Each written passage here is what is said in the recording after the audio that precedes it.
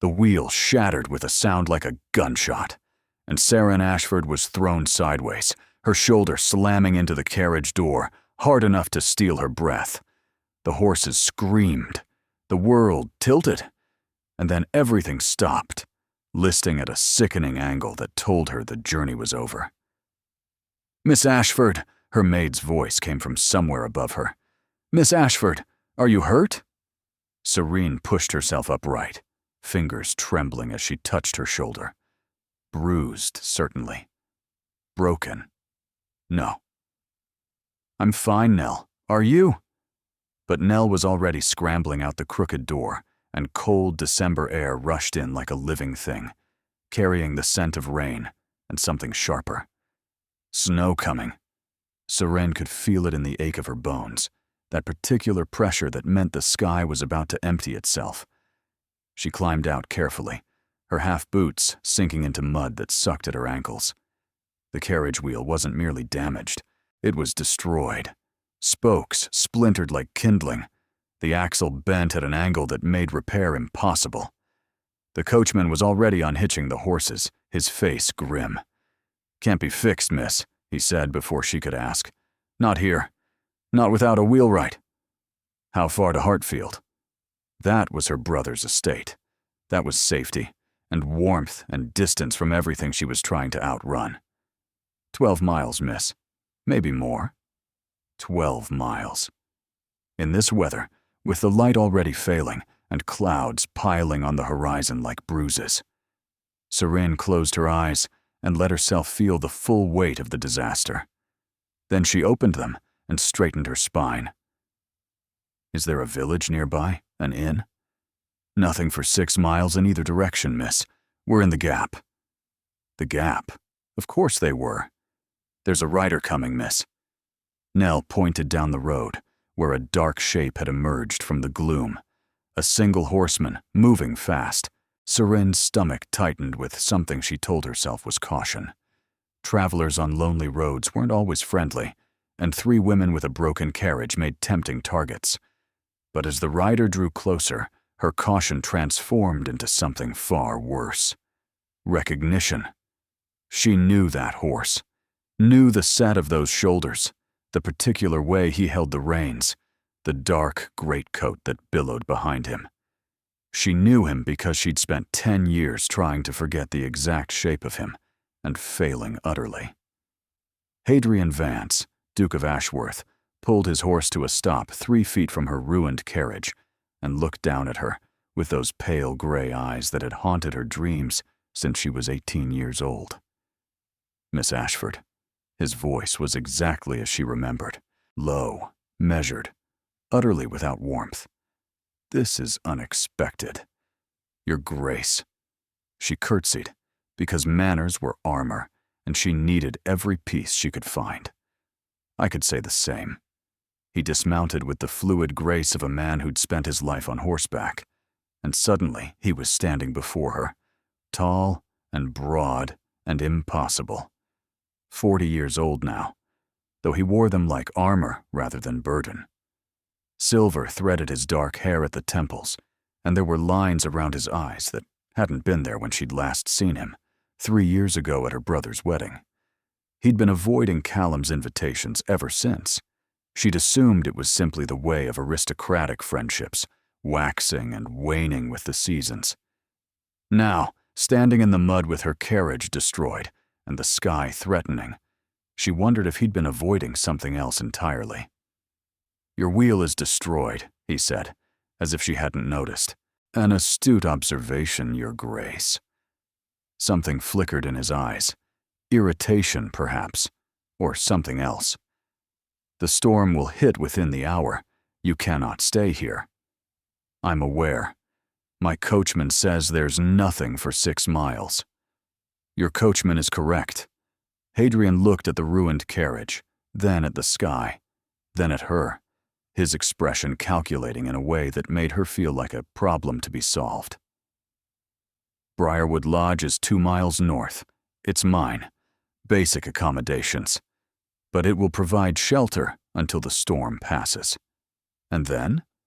And then I'll arrange for a carriage to take you to Hartfield. He paused. Unless you'd prefer to walk 12 miles in a blizzard. I'd prefer to not be stranded at all. But we don't always get what we prefer, do we? There it was again. That flicker. He turned away before she could identify it.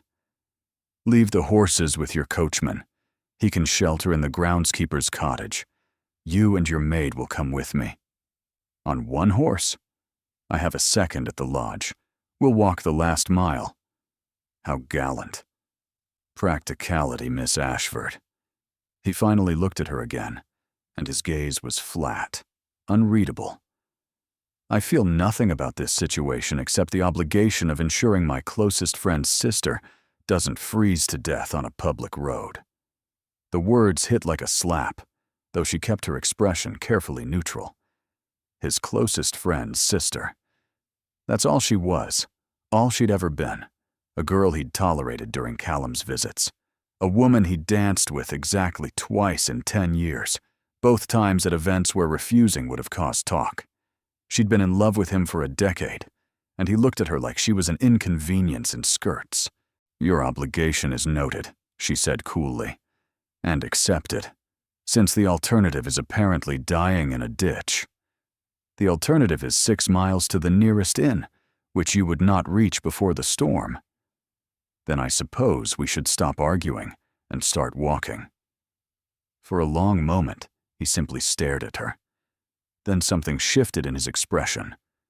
Not warmth, exactly, but perhaps a grudging acknowledgement. You've grown sharp, Miss Ashford. I've always been sharp, Your Grace. You simply never paid enough attention to notice. She turned before he could respond, gathering Nell and giving instructions to the coachman with a composure she didn't feel. Inside, her heart was racing. 10 years. 10 years of loving a man who'd looked through her like glass, and now she was about to spend God knows how long trapped with him in some remote hunting lodge while the sky fell down around them. The universe, it seemed, had a vicious sense of humor. They set out on foot, Hadrian leading his horse, Seren and Nell walking behind. The first snowflakes began to fall before they'd gone a quarter mile.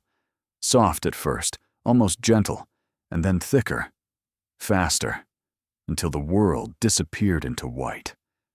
Hadrian's pace never faltered. He moved through the storm like he'd been born to it, sure-footed and relentless.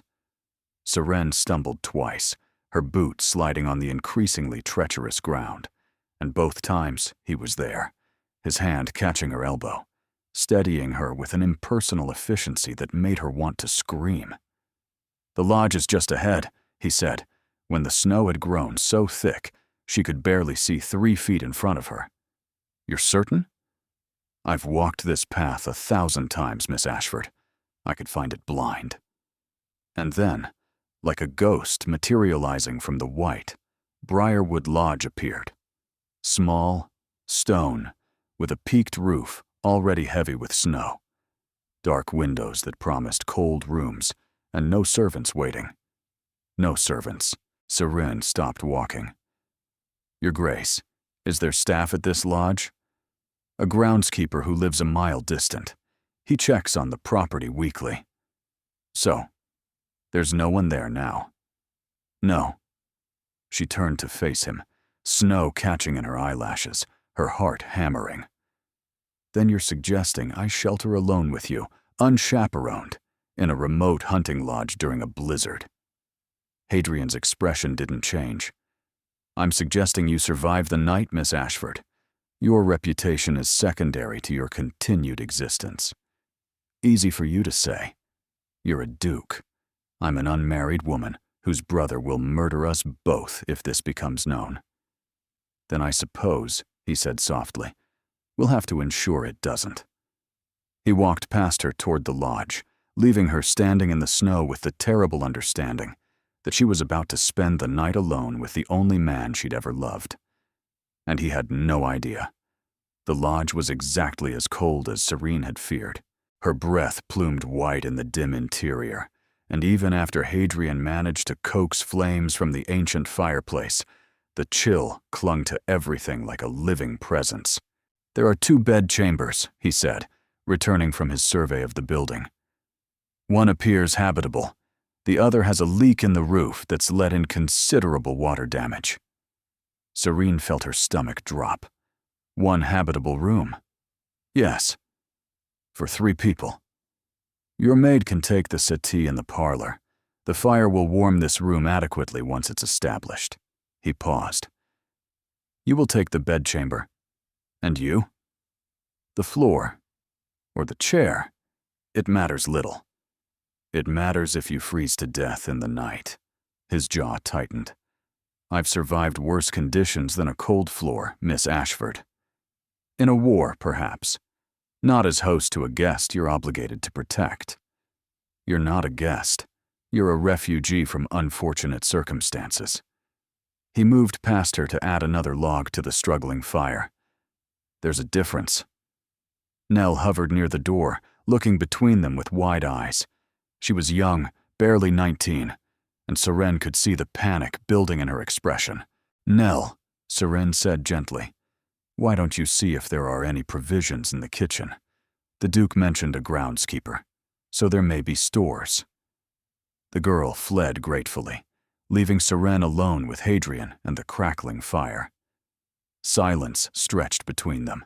He stood with his back to her, shoulders rigid beneath his greatcoat, the firelight casting long shadows across the floor. She watched him because she couldn't help it, because 10 years hadn't cured her of the habit, because even now, even knowing he saw her as nothing more than an inconvenience, she couldn't look away. You were traveling to Hartfield, he said without turning. For Christmas. Yes. Callum and Margaret invited me weeks ago. I received the same invitation. Her heart stuttered. You were going to be there. I declined. Now he turned, and his expression was carved from granite. I've found that Christmas gatherings have become somewhat tedious in recent years. Tedious. She kept her voice light, even as something cracked in her chest. How tragic for you, suffering through presents and plum pudding. You know what I mean. I'm not sure I do. He studied her for a long moment, and she felt exposed, pinned by those gray eyes that seemed to see everything and nothing at once. The endless speculation about when I'll marry. The parade of suitable young ladies thrust into my path by well-meaning hostesses. The whispered calculations about my age, my fortune, my requirements for an heir.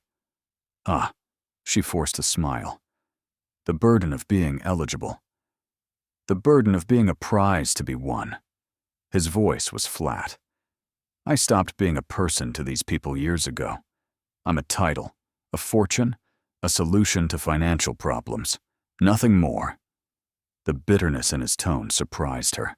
In 10 years, she'd never heard him speak so openly.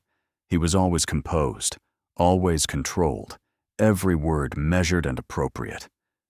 Perhaps, she said carefully, you simply haven't met the right person. His laugh was harsh, humorless. The right person. Miss Ashford, I'm 40 years old. If the right person existed, I would have found her by now. You don't believe in love? I believe in duty, responsibility, and the practical arrangement of lives. He turned back to the fire. Love is a fairy story told to children. It has no place in the real decisions of real people. The words struck her like stones. This was why she'd never told him. This was why she'd hidden her feelings behind polite smiles and careful distance for a decade. Because Hadrian Vance didn't believe in love, and confessing hers would only make her pathetic in his eyes. How bleak, she managed. How honest. Nell returned then, carrying a basket with bread, cheese, and a dusty bottle of wine. There's more in the cellar, miss. Preserved things. Enough for days if needed. Let's hope it's not needed. Seren took the basket, grateful for something to do with her hands. The storm might break by morning. It won't. Hadrian moved to the window, pulling back the heavy curtain to reveal a world of swirling white. This is a 3-day storm, possibly more. I've seen the signs before. 3 days. 3 days trapped here with him.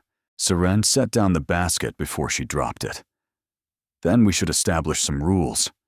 He turned, eyebrow raised. Rules? For cohabitation, to preserve whatever scraps of propriety we can manage. She lifted her chin. First, Nell stays with me at all times when we're in common areas. Second, you knock before entering any room I'm occupying. Third, we maintain formal address and appropriate distance. Appropriate distance, he repeated slowly. At least 3 feet at all times. Something flickered across his face. Was it amusement? Offense? She couldn't tell. You've thought this through. One of us had to. And you believe these rules will protect your reputation if we're discovered? I believe they'll protect my sanity. The words escaped before she could stop them, and she watched his expression shift, sharpen with something like curiosity. Your sanity, he said, voice low. What exactly do you mean by that? Nothing. She turned away, busying herself with the food. Forget I said anything. Miss Ashford. I'm tired, Your Grace. It's been a difficult day. If you'll excuse me, I'd like to see this habitable bedchamber you mentioned. She felt him watching her as she gathered Nell and retreated toward the hallway. Felt the weight of his gaze like a physical touch, pressing between her shoulder blades. The room at the end of the hall, he called after her. I'll bring more wood for the fire. She didn't respond, didn't trust herself to respond. She simply walked away, heart pounding, hands shaking, cursing the broken wheel and the storm and the cruel fate that had stranded her here with the one man she could never have. The bedchamber was small but clean, with a narrow bed covered in quilts that smelled faintly of cedar. A fireplace stood cold and empty against one wall, and the single window showed nothing but white. Miss? Nell's voice was small. Are you all right? Fine. Seren sat on the edge of the bed, pressing her palms to her eyes. I'm fine. But she wasn't fine. She was trapped in a hunting lodge with Hadrian Vance, who thought love was a fairy tale, and she was merely his friend's sister. And the storm outside was nothing compared to the one building in her chest. 10 years of silence. 10 years of watching him from across crowded ballrooms, of treasuring the rare moments when he looked at her, of building an entire cathedral of longing on the foundation of nothing. And now this. Now 3 days of proximity that would either cure her completely or destroy her utterly. She wasn't sure which outcome she feared more. Night fell like a hammer, sudden and complete. The storm howled against the windows, rattling the glass so hard Serene expected it to shatter at any moment. She lay in the narrow bed, fully clothed beneath the quilts, listening to the wind scream and the fire crackle, and the sound of Hadrian moving restlessly in the parlor below. Sleep was impossible. Not with the cold seeping through the walls despite the fire, not with the storm raging like a living beast, not with the knowledge that he was down there, alone, probably freezing despite his claims of hardiness. She lasted until midnight. Then she rose, wrapped a quilt around her shoulders, and crept down the narrow stairs. He was seated before the fire, or what remained of it. The flames had burned low, casting his face in shadows and amber light. He'd removed his coat and cravat, his shirt open at the collar, and he looked nothing like the composed duke she'd watched from across ballrooms for a decade. He looked tired, human, almost vulnerable. You should be sleeping, he said without looking up. So should you. I don't sleep well. He shifted, making room on the worn settee. Not an invitation exactly, but not a rejection either. I haven't for years. She should go back upstairs, should maintain the rules she'd so carefully established. But the fire was warm, and the night was cold, and she was so tired of pretending she felt nothing. She sat at the opposite end of the settee, the quilt wrapped tight around her. "Why don't you sleep? Does it matter? I'm asking, aren't I?" He glanced at her then, and something in his expression gave way. Just a little, just enough to let a sliver of truth escape. Too many thoughts, too many decisions that need making, too many people depending on me to be something I'm not sure I can be. The burden of the dukedom. The burden of existence. He laughed, soft and bitter. "Forgive me. That sounds maudlin. It sounds honest. Honesty is a luxury I rarely afford myself. Then afford it now." She pulled the quilt tighter. "We're trapped here. No one can hear us. No one will ever know what's said in this room." He studied her for a long moment, firelight dancing in his gray eyes. "You've changed, Miss Ashford. I'm 28 years old. Of course I've changed." "No, I mean—" He paused, searching for words. "You used to be so quiet when I visited Callum, so careful. I remember you as a girl who barely spoke above a whisper. I was 18.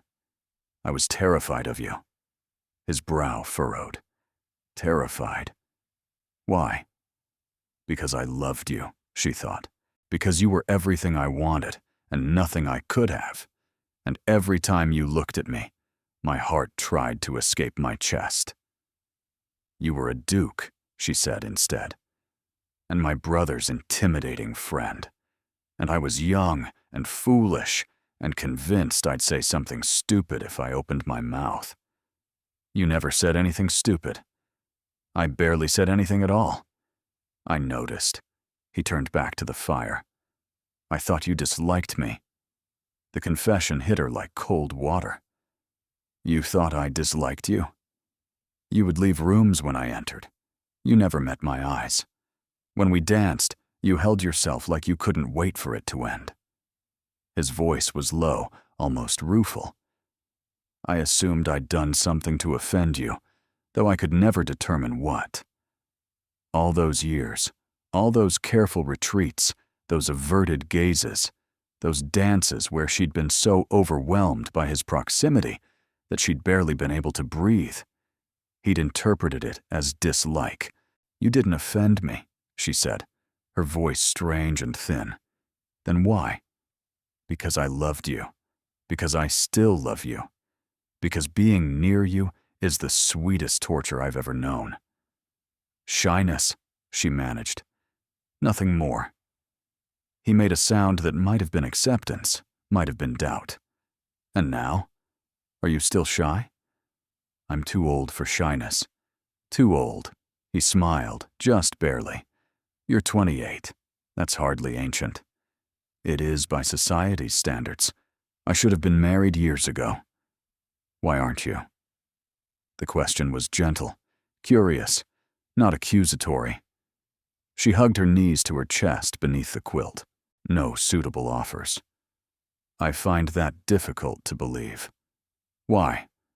She couldn't keep the edge from her voice. "I have a modest dowry. No great beauty. No particular accomplishments. I'm exactly the kind of woman who gets overlooked." "You're wrong." The words came sharp, sudden, and when she looked at him, his expression was fierce. "You're entirely wrong about that." "Am I?" "You have no idea, do you?" He leaned forward, elbows on his knees, studying her with an intensity that made her pulse race. "No idea how the candlelight catches your hair, how your laugh carries across a room and makes everyone turn to find it. How you look at people, really look, like you're seeing something no one else can see." Her breath stopped. Her heart stopped. Everything stopped except the storm outside, and the fire between them, and the impossible words hanging in the air. "You noticed that," she whispered. "I noticed everything." He looked away, jaw tight. "For years. I noticed everything about you, and I told myself it was merely observation, merely the habit of someone who watches rather than participates. But it wasn't, was it?" She couldn't speak, couldn't move. could only stare at him as the world rearranged itself around a new truth. "It doesn't matter," he said roughly. "I'm 40 years old. Too old to be having this conversation. Too old to be harboring feelings that can lead nowhere." "Feelings," she repeated, her voice breaking. "What feelings?" He stood abruptly, moving to the fire, putting distance between them. "Go back to bed, Miss Ashford." "Hadrian." His name on her lips seemed to strike him physically. He stiffened, his back to her, every line of his body rigid with control. "Don't," he said, voice low. "Please don't." "Don't what?" "Don't say my name like that. Like it means something." He gripped the mantle, knuckles white. "I can't bear it." "Why not?" "Because I've spent 10 years convincing myself you despised me, and that made it easier. That made it possible to see you at your brother's estate and not—" He stopped, shaking his head. "Go to bed. Please. Before I say something we'll both regret." She should go. Should preserve whatever remained of her composure and retreat to the safety of her cold room. Instead, she rose, letting the quilt fall, and took one step toward him. Then another, close enough to see the tension in his shoulders, the rapid pulse in his throat. "What if I don't want you to stop?" she asked softly. "What if I've been waiting for you to say something for 10 years? He turned slowly, and his eyes were dark, anguished, and full of something that looked terrifyingly like hope. 10 years, he breathed. 10 years. And the silence between them crackled with everything they hadn't said. The moment shattered before it could become anything more. A pounding at the door, violent, urgent, cut through the storm and the silence and the fragile thing building between them. Hadrian moved immediately, his body shifting from vulnerable to guarded in the space of a heartbeat. "Stay here," he commanded, and was gone before she could respond. Seren heard voices in the entryway. Male voices, one familiar, one not. She wrapped the quilt around her shoulders again, suddenly aware of how this would look. Her disheveled, him in shirt sleeves, the intimacy of the low fire and the late hour. Then Hadrian returned, and he wasn't alone. "Miss Ashford." Crispin Hale stood in the parlor doorway, snow melting in his golden hair, his handsome face flushed with cold. What an extraordinary coincidence. Her stomach turned to ice. Crispin Hale. Of all the people who could have stumbled upon them, it had to be him. The man who'd been pursuing her for the past 6 months with a persistence that bordered on obsession. "Mr. Hale," she managed, "what are you doing here?" "Traveling to the Pemberton House party, same as half of London society." He smiled, but his eyes were sharp, calculating, taking in every detail of the scene before him. "My horse threw a shoe 2 miles back. I saw the smoke from the chimney and hoped for shelter." "The storm caught many travelers unprepared," Hadrian said, his voice carefully neutral. "You're welcome to stay until it passes." How generous. Crispin's gaze lingered on Seren's bare feet, visible beneath the quilt's edge. "Though I confess, I didn't expect to find such intimate company." "Miss Ashford's carriage broke down on the road," Hadrian said flatly. "I offered shelter. Her maid is upstairs." "Her maid. Of course." Crispin's smile widened. "And you, Your Grace? Where is your valet? Your servants?" "This is a hunting lodge, not a country estate. I come here for solitude." "Solitude?" Crispin repeated the word like it tasted foul. "How fortunate that your solitude was interrupted by such charming company." Seren felt the implication like a blade. He was going to make something of this. She could see it in his eyes, that gleam of opportunity that had always made her uneasy. "I should return to my room," she said, rising. "Mr. Hale, I trust you'll be comfortable by the fire." "Surely you won't abandon us so quickly." Crispin moved to block her path. I've been hoping for a chance to speak with you, Miss Ashford. Your brother has been remarkably protective of your time. My brother has good instincts. Does he? Crispin glanced at Hadrian. I wonder what he'd think of this arrangement. His unmarried sister, alone with a bachelor duke, in a remote hunting lodge. Rather compromising, wouldn't you say? The threat was unmistakable. Serene's hands clenched in the folds of the quilt. What are you implying, Hale? Hadrian's voice had gone dangerously soft. Nothing at all, Your Grace. Merely observing that appearances can be deceiving. Crispin's smile never wavered. Or revealing, depending on one's perspective. If you have something to say it plainly. Very well. Crispin turned to face Hadrian fully, all pretense of friendliness gone. I've been courting Miss Ashford for 6 months. I've made my intentions clear to her and her family. And yet here I find her, in the middle of the night, alone with you, dressed in nothing but a quilt. I'm fully clothed beneath this, Serene said coldly. Are you? How reassuring. Crispin's gaze swept over her again. Still, the situation is suggestive. One might wonder what I interrupted. You interrupted nothing, Hadrian said. Miss Ashford couldn't sleep. She came downstairs for warmth. That is the entire story. The entire story, Crispin nodded slowly. I'm sure it is. And I'm sure society will believe it. Coming from a duke. They're remarkably forgiving of men in your position. He paused. Less forgiving of women in hers.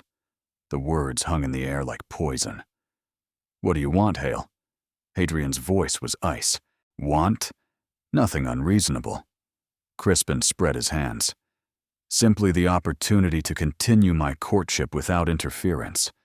Miss Ashford has been reluctant to accept my attentions. Perhaps she needs encouragement. Perhaps she's already given you her answer. Answers can change. Circumstances can change. Crispin's smile was sharp as a blade.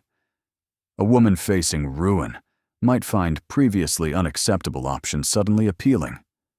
Serene felt something snap inside her. You're threatening me.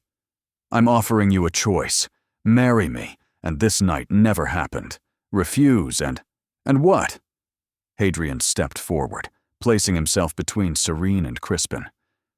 You'll spread rumors, destroy her reputation, and you think that will make her want you? I think it will leave her with no other options. You're wrong. Hadrian's voice was low, deadly.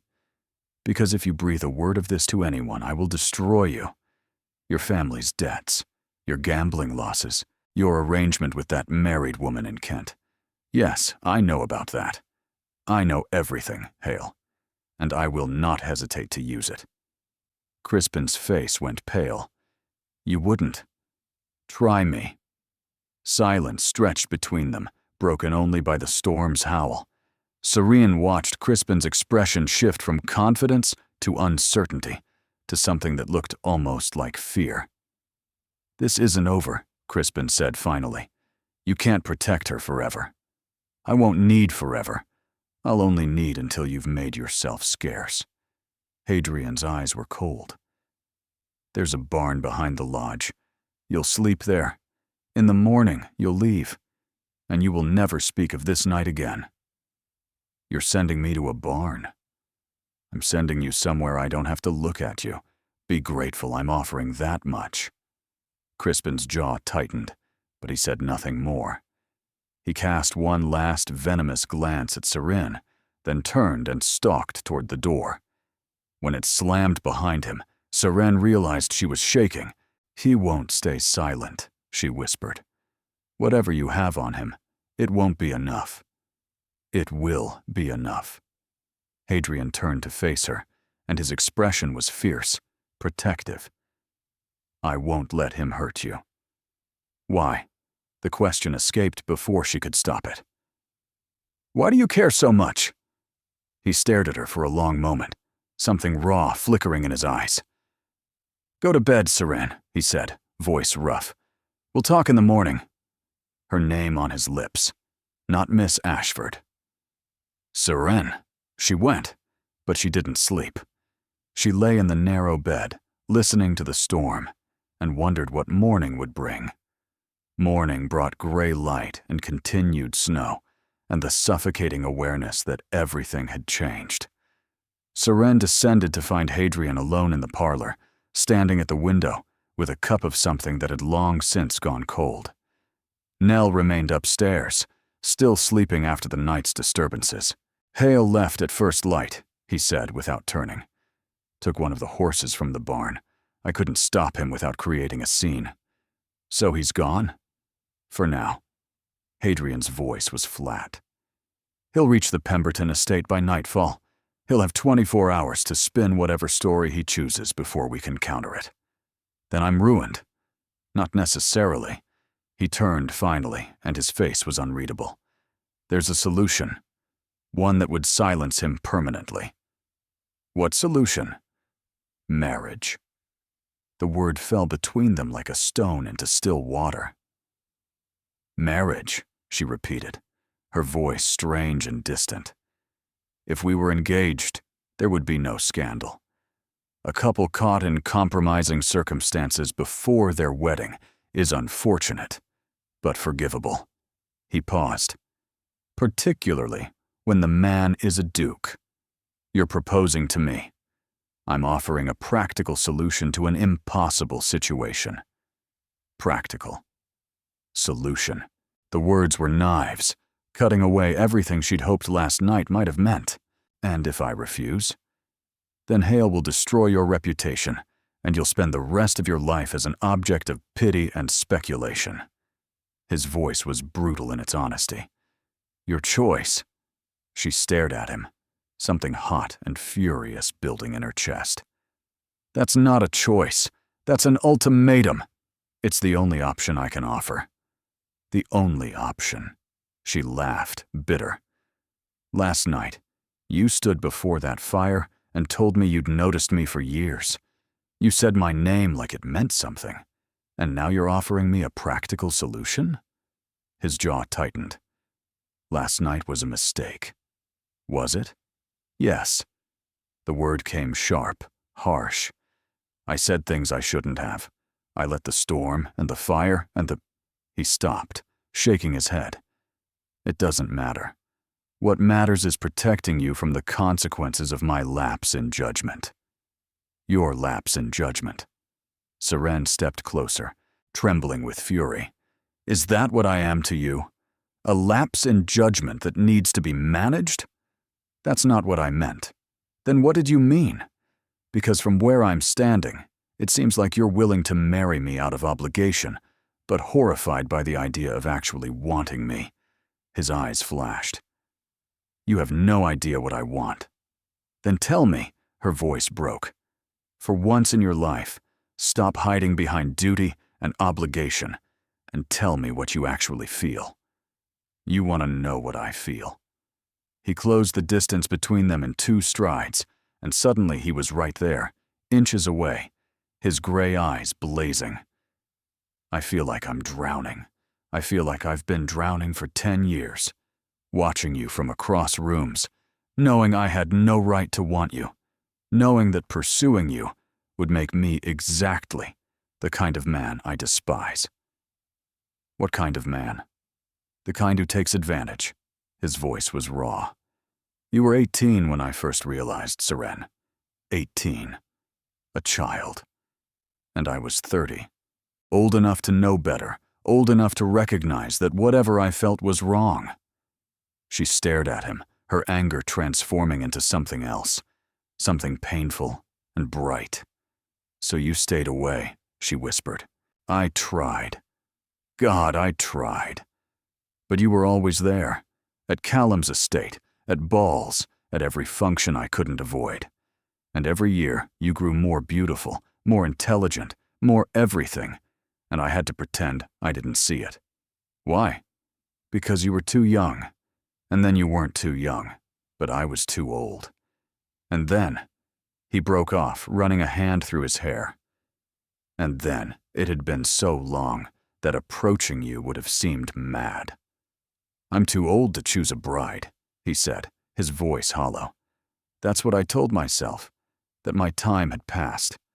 She stepped closer, heart pounding. I've waited 10 years, she whispered. 10 years for you to see me. He went utterly still. Seren, don't. Tears burned in her eyes. Don't say my name like that, and then tell me it was a mistake. Don't offer me a practical solution when I've spent 10 years wanting the impossible one.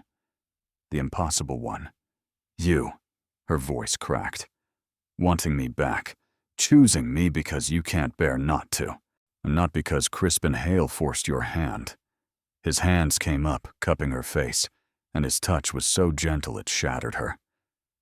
You think I don't want you? His voice was hoarse. You think this is obligation? I said it was a practical solution because I'm terrified. His thumbs brushed away her tears. Because if I let myself believe this is real, if I let myself hope that you could actually love me, and then you change your mind, I won't change my mind. You don't know that. I've loved you for 10 years. She gripped his wrists, holding him there. 10 years of silence, of watching you dance with other women, of pretending it didn't feel like dying every time you left a room. If that hasn't broken me, nothing will. He stared at her, something fracturing in his expression. I'm too old for you. You're not. I'm set in my ways. I don't care. I'll drive you mad within a year. Then I'll be mad. She pulled his hands from her face, holding them between her own. I'll be mad and old, and whatever else you're afraid of, and I'll still love you. Because that's what 10 years means, Hadrian. It means I'm not leaving. It means I've already chosen, even when you gave me no reason to hope. His breath shuddered out of him. I don't know how to do this, he admitted. I've been alone so long. You don't have to know. She stepped closer, pressing her forehead to his chest. We'll figure it out together. His arms came around her slowly, like he was afraid she might break, or disappear, or change her mind, and leave him standing there alone. 10 years, he murmured into her hair. 10 years. I've wasted so much time. Then stop wasting it. He pulled back, looking down at her with eyes that held everything he'd been hiding. Fear and hope, and something vast and terrifying that looked like love. If I kiss you now, he said softly, I won't be able to stop. Then don't stop. Seren, don't stop. His mouth found hers, and the world fell away. The kiss was nothing like she'd imagined. In her dreams, he'd been controlled, measured, the same composed duke who presided over ballrooms and parliamentary sessions. But the man kissing her now was urgent, raw, his hands tangling in her hair as he pulled her closer, closer, like he was trying to absorb her into himself. She kissed him back with 10 years of longing, her fingers clutching his shirt, her body arching into his. He groaned against her mouth, and the sound undid something in her chest, some final wall she hadn't known she was still holding up. We should stop, he gasped, pulling back just far enough to speak. We really shouldn't. Your maid is upstairs with strict instructions not to come down until called. She pulled him back to her. We're alone, Hadrian. For once in our lives, we're actually alone. He made a sound that might have been protest or surrender, and then his mouth was on hers again, hungrier now, his hands finding the curve of her waist, the arch of her back. She felt like she was burning from the inside out, 10 years of waiting transformed into fire. If we do this, he said against her throat, there's no going back. I don't want to go back. Seren. He pulled away, and his eyes were dark, intense. I need you to understand. This isn't just about tonight. If I take you to that bed, I'm not letting you go. Not tomorrow, not next week, not ever. Is that a threat? It's a promise. His voice was rough. I've spent 10 years telling myself I couldn't have you. If I let myself have you now, I'll never be able to lose you. She touched his face, tracing the lines around his eyes, the silver at his temples. All the years, he thought, made him too old, too weathered, and too broken for love. You're not going to lose me, she said softly. I've been yours since I was 18. I'll be yours until I die. Something gave way in his expression, the last of his resistance crumbling to dust. Seren. Her name came out like a prayer. My God, Seren. He swept her into his arms, and she laughed, startled by the sudden motion, the strength in him that belied his concerns about age. The bedchamber, she said. End of the hall. I remember. He carried her up the narrow stairs, pushing open the door with urgency. The room was cold, the fire having burned to embers, but neither of them noticed. He laid her on the bed, with a gentleness that contradicted the hunger in his eyes. I've imagined this, he admitted, hovering over her. More times than I should have. So have I. Tell me. He kissed her jaw, her throat, the hollow beneath her ear. Tell me what you imagined. Everything. Her voice came out breathless. You, touching me, looking at me the way you're looking at me now, like I'm something precious. You are precious. He pulled back, studying her face. You're the most precious thing in my existence, and I've been too much of a fool to tell you. You're telling me now. Yes. He kissed her again, soft and deep. I'm telling you now. I'm telling you that I love you, Saren Ashford. That I've loved you for years. Through every ball where I watched you dance with other men. Through every Christmas where I refused your brother's invitations because seeing you hurt too much. Tears spilled down her cheeks. You loved me. I love you. Present tense. Future tense. Every tense there is. His forehead pressed against hers. I love you, and I'm done pretending otherwise. She pulled him down, kissing him with everything she had, every year of longing and silence and hope. His hands found the fastenings of her dress, clumsy with urgency, and she helped him, shedding layers until she was bare beneath him, shivering with cold and desire, and the overwhelming reality of finally being seen. Beautiful, he breathed, looking at her like she was a masterpiece he'd discovered in a dusty attic. God, you're beautiful. So are you, he laughed, startled. I'm 40 and gray and you're everything I've ever wanted. She pulled at his shirt. Now stop talking and touch me. He obeyed. His hands mapped her body with reverent curiosity, learning the curves and hollows she'd never let anyone else explore. She gasped when he found sensitive places, moaned when he lingered, cried out when he finally joined them together. It hurt. A sharp, bright pain that made her tense. He stilled immediately. Seren! Don't stop. She wrapped her legs around him, pulling him deeper. Please, Hadrian, don't stop. He moved slowly at first, watching her face, adjusting when she winced and waiting when she needed time. The pain faded, replaced by something else. A building pressure, a rising tide that threatened to sweep her away. I've got you, he murmured, his rhythm steady. I've got you, love. Love. The word pushed her over the edge. She shattered, crying out his name, and felt him follow moments later, his body shuddering against hers. Afterward, they lay tangled together, breathing hard, the cold finally registering against their skin.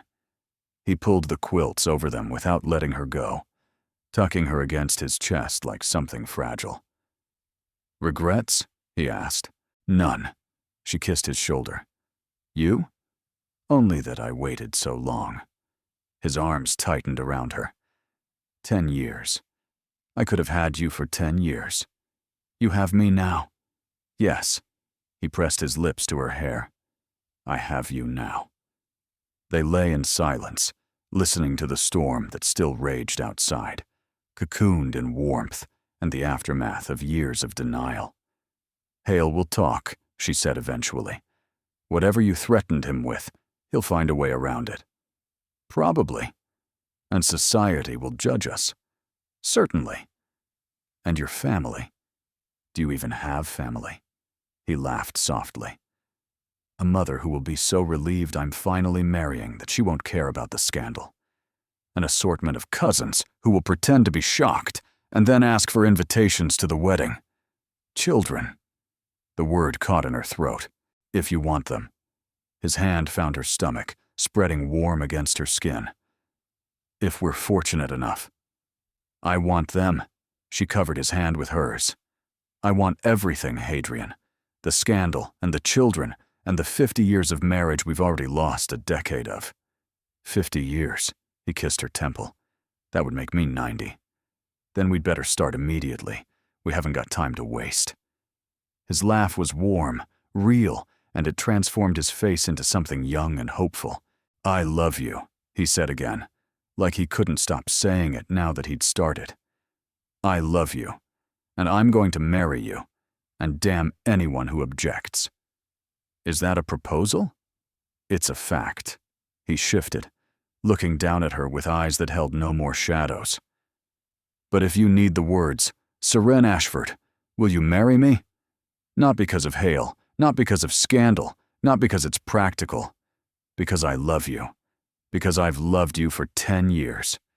Because I cannot imagine a single day more without you beside me.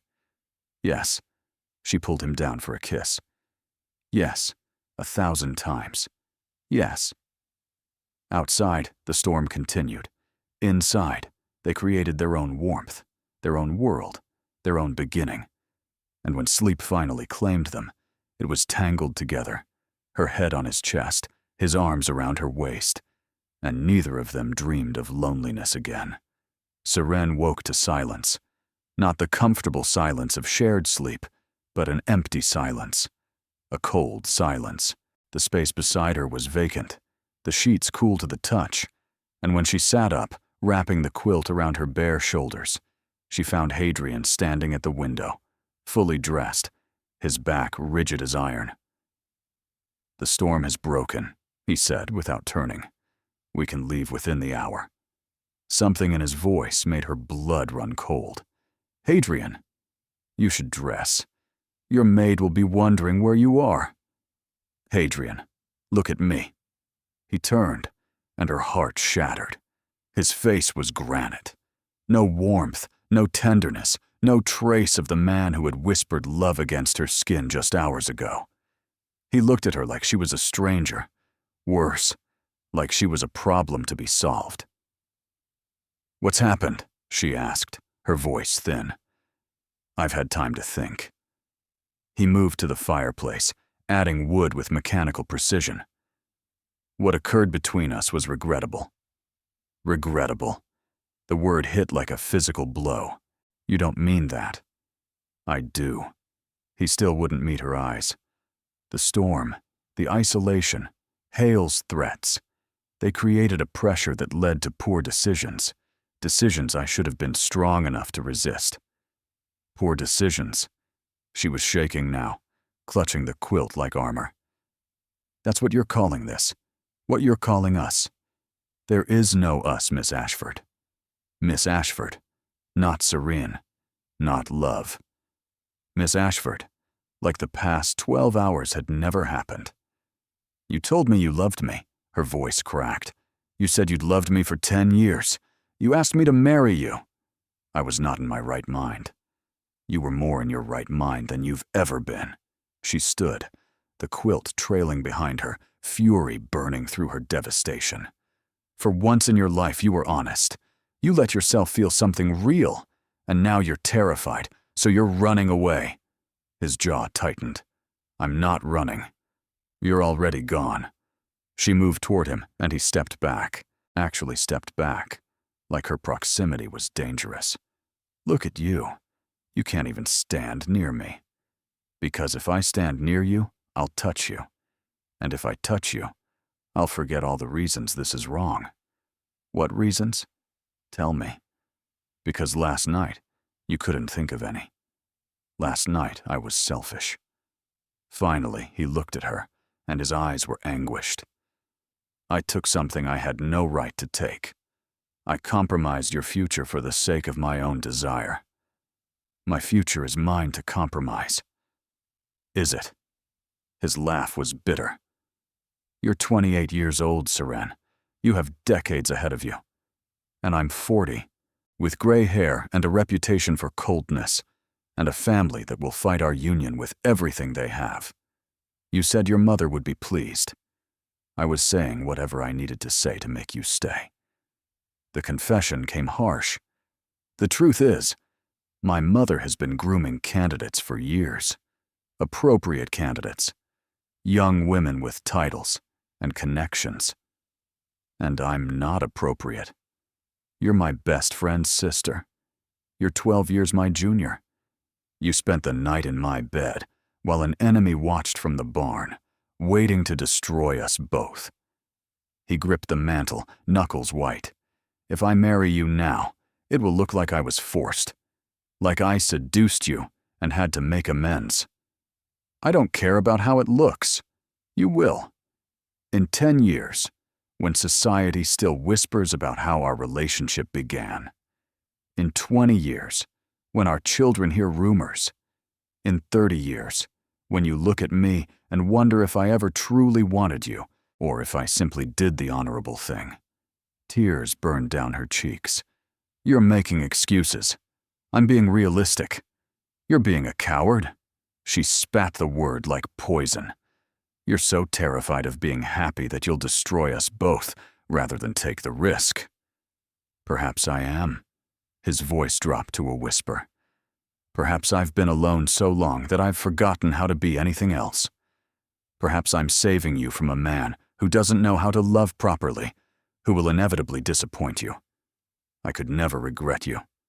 You don't know that. I know my own heart. Hearts change. He turned away, and his profile was carved from grief. Mine hasn't. Not in 10 years of trying. But yours might. And I couldn't bear to watch it happen. Silence fell between them, broken only by her ragged breathing and the crackle of the fire he'd built.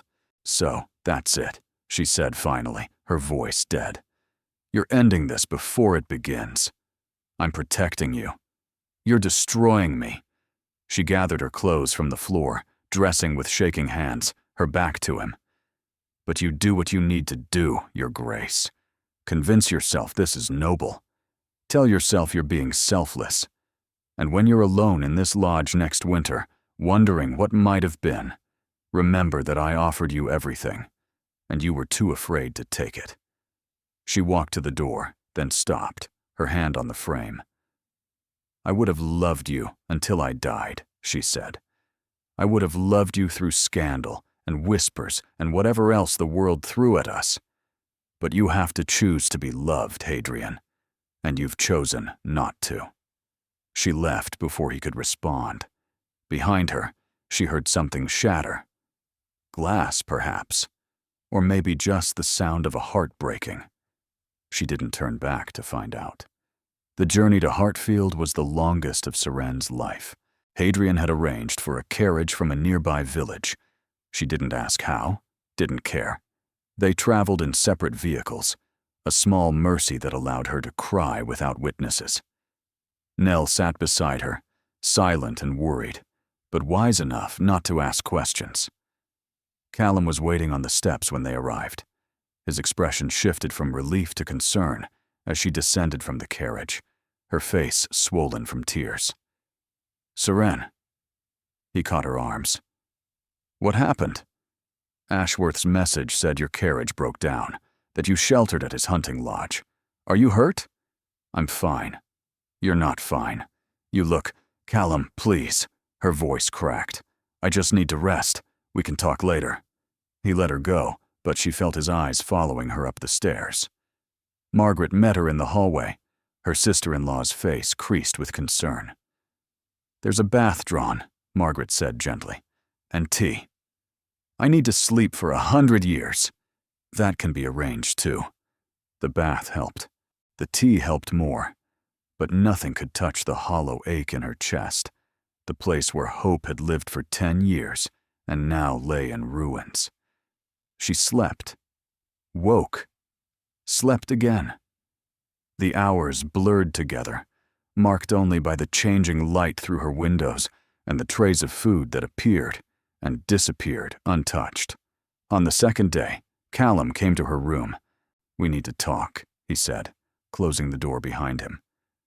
Crispin Hale has been spreading rumors. Seren sat up slowly, a cold weight settling in her stomach. What kind of rumors? The kind that suggest you and Ashworth were intimate during your time at the lodge. Callum's jaw was tight. He's been careful, subtle. Nothing that could be called slander. But the implication is clear. He threatened as much. He what? Callum's eyes darkened. When did he threaten you? At the lodge. He arrived during the storm, found us alone. He saw an opportunity. And Ashworth? What did he do? He threatened to expose Hale's secrets in return, sent him to the barn. She laughed, bitter. I thought it was over. I thought he'd protected me. But Hadrian, she stopped, catching herself. His Grace decided that protection wasn't enough. He decided the entire situation was regrettable, and that we should pretend nothing had happened. Callum was silent for a long moment. Did something happen, Seren? She couldn't meet his eyes, couldn't lie to him. Yes. Were you? Did he force? No. She looked up, fierce. Never. He would never. It was mutual, Callum. It was... Her voice broke. It was everything I'd ever wanted. And then he took it away. Her brother sat heavily on the edge of her bed, running his hands through his hair. I should have seen this coming. The way he always watched you at parties. The way he refused my invitations after you'd accepted them. Because he loved me. Or so he claimed. And you? Do you love him? Since I was 18. The confession felt like releasing a breath she'd held for a decade. I've loved him since the first time he walked into Father's drawing room. Callum was silent. Then, and now Hale is destroying your reputation, and Ashworth is doing nothing. Ashworth doesn't know. We haven't spoken since the lodge. He knows. Callum stood, moving to the window. I wrote to him yesterday, informing him. He hasn't responded. The pain was extraordinary. Fresh, sharp, like a wound reopened. Then he's made his choice. Has he? Callum turned back. Or is he doing that thing he does, where he convinces himself that inaction is noble? Does it matter? It matters because in 3 days, the Pemberton Ball will take place, and everyone who's heard Hale's whispers will be there. He crossed his arms. You can hide here, let the rumors fester, or you can attend, face them down, and force the ton to make a choice. What choice? Whether to believe a fortune-hunting snake or a woman with nothing to hide. But I do have something to hide. Tears spilled down her cheeks. I spent the night with a man I'm not married to. I gave him everything. Then make him claim it. Her brother's voice hardened. Make him stand beside you and tell the world he's not ashamed. And if he won't, then you'll know exactly what kind of man he is. The thought of facing Hadrian again, of seeing that cold expression while whispers circled them like vultures, made her want to sink through the floor. But hiding had gotten her nothing for 10 years. Silence had gotten her nothing. Maybe it was time to stop being careful and start being brave. The Pemberton Ball, she said slowly. 3 days. I'll need a new dress, something spectacular. Callum smiled, fierce and proud. That's my sister. The Pemberton ballroom glittered with candlelight and cruelty. Seren felt the whispers the moment she entered, felt 100 gazes slide toward her and away. heard her name hissed between fans and hidden behind gloved hands. She kept her spine straight, her chin high, and her expression serene. The dress was midnight blue, cut lower than anything she'd worn before, and she'd instructed her maid to arrange her hair with deliberate simplicity. She looked like a woman with nothing to hide. She hoped that was enough. Callum and Margaret flanked her like sentinels, their presence a shield against the most overt attacks, but they couldn't protect her from the subtle cuts, the invitations withdrawn, and the friends who suddenly couldn't meet her eyes. And they couldn't protect her from Crispin Hale. He approached within the first hour, impeccably dressed, his smile sharp as a blade. "Miss Ashford, how brave of you to attend. Mr. Hale, how predictable of you to gloat." His smile flickered. "Gloat? I'm merely concerned. The rumors circulating about you are most distressing." "Are they? I hadn't noticed. How fortunate to be so unaware." He stepped closer, lowering his voice. "My offer still stands. Marry me, and this all goes away. I'll tell everyone I was mistaken. I'll restore your reputation. And in return, your hand, your dowry, your gratitude." She laughed, and the sound carried across the ballroom. "You think I would marry a man who tried to blackmail me? Who saw my distress as opportunity? I think you have very few options remaining." "She has more options than you imagine." The voice came from behind her, deep, familiar, devastating. Seren turned, and her heart stopped. Hadrian stood at the edge of the dance floor, dressed in black and silver, looking every inch the duke he was. But his eyes were fixed on her with an intensity that stole her breath. "Ashworth," Crispin's voice hardened, "this is a private conversation. There is nothing private about your attempts to destroy a woman's reputation in the middle of a public ball." Hadrian moved forward, and the crowd parted before him. "And there is nothing private about my response." "Your response? What response? You've done nothing for days. While you spread lies and innuendo, I've spent those days gathering evidence, Hale. Letters you wrote to creditors, debts you've hidden, the truth about your arrangement with Mrs. Fairfax in Kent." Crispin went pale. "You wouldn't. I warned you at the lodge." Hadrian reached into his coat, producing a sheaf of papers. "Shall I read these aloud? Or would you prefer to retract your statements?" "This is madness." Crispin's voice rose. "You're protecting a woman who— Who what?" Hadrian stepped closer.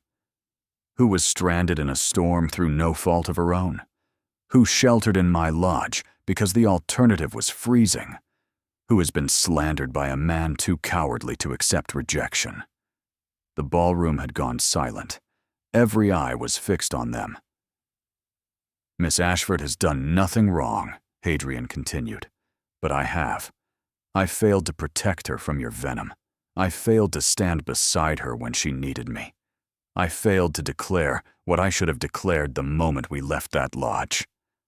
Serene's heart pounded. "Hadrian!" He turned to her, and his expression was raw, stripped of every defense. "I love you," he said, loud enough for everyone to hear. "I've loved you for 10 years. I was too afraid to claim you, too convinced that I didn't deserve you." Gasps rippled through the crowd. She couldn't breathe. "I told you our night together was regrettable," he continued, moving toward her. "I lied. It was the least regrettable night of my life. It was the only time I've felt truly alive in longer than I can remember." "You left me," she whispered. "You walked away. I know, and I've spent every moment since regretting it." He reached her, close enough to touch.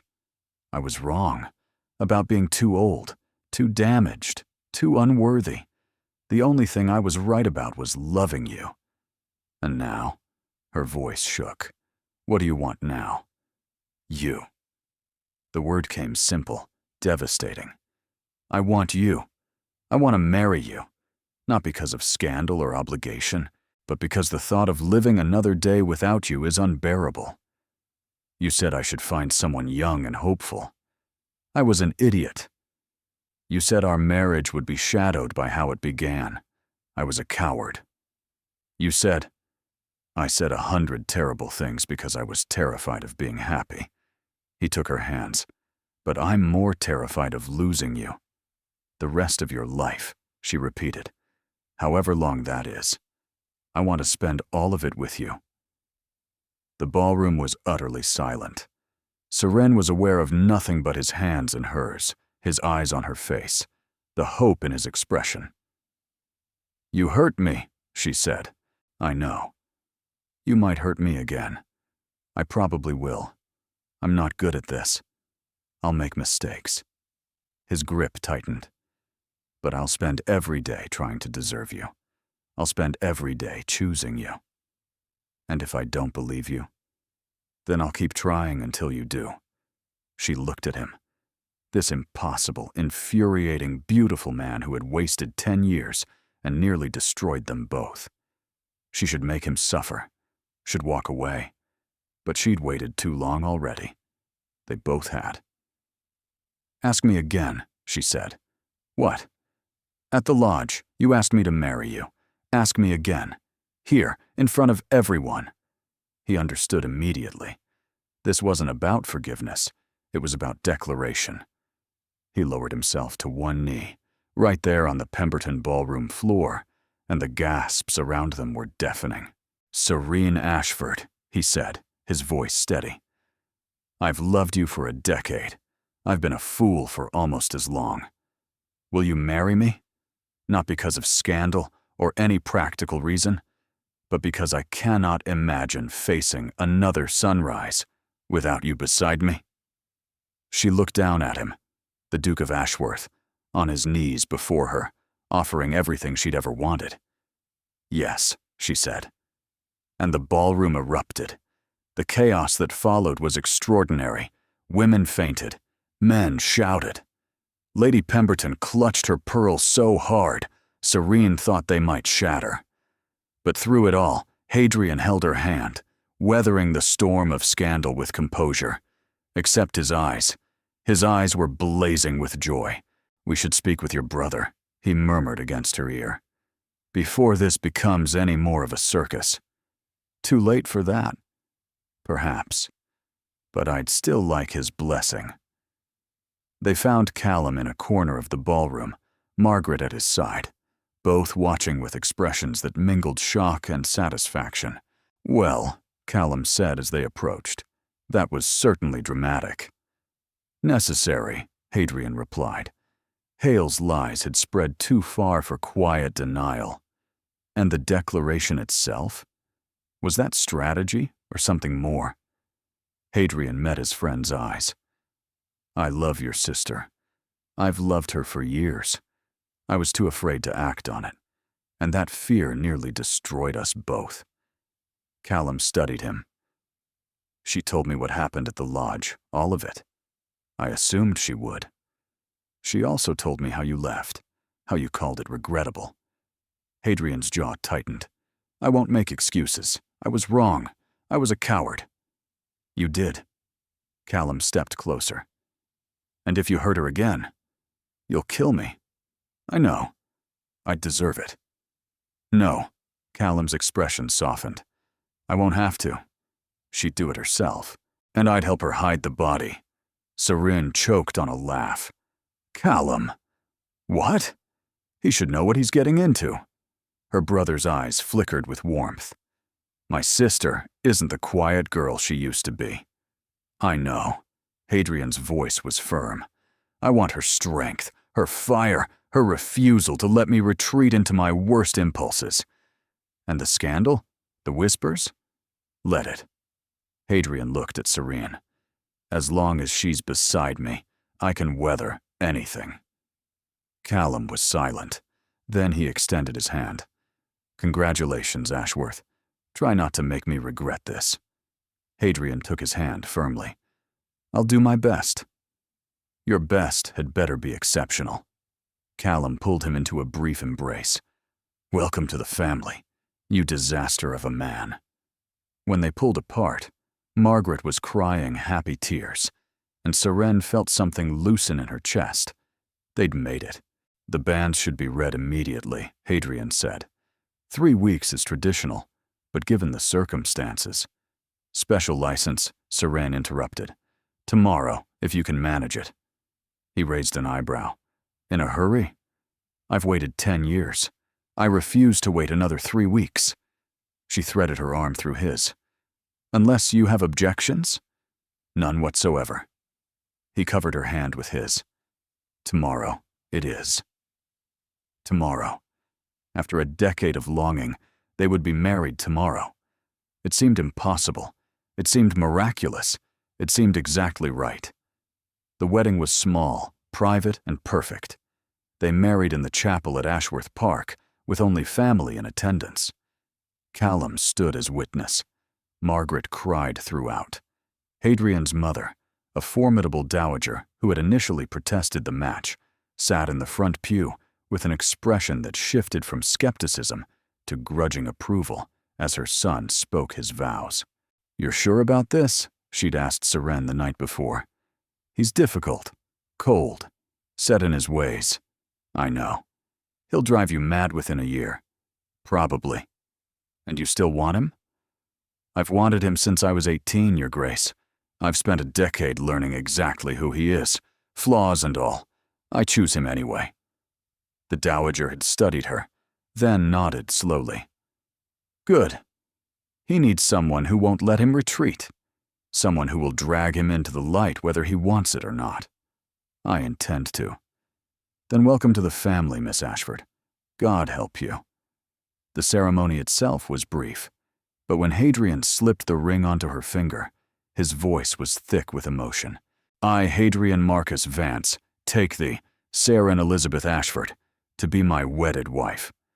To have and to hold, from this day forward, for better or worse, for richer or poorer, in sickness and in health, to love and to cherish, until death us do part." She said her own vows through tears, and when the vicar pronounced them man and wife, Hadrian kissed her with tenderness that made her knees weak. "My wife," he murmured against her lips. "Finally."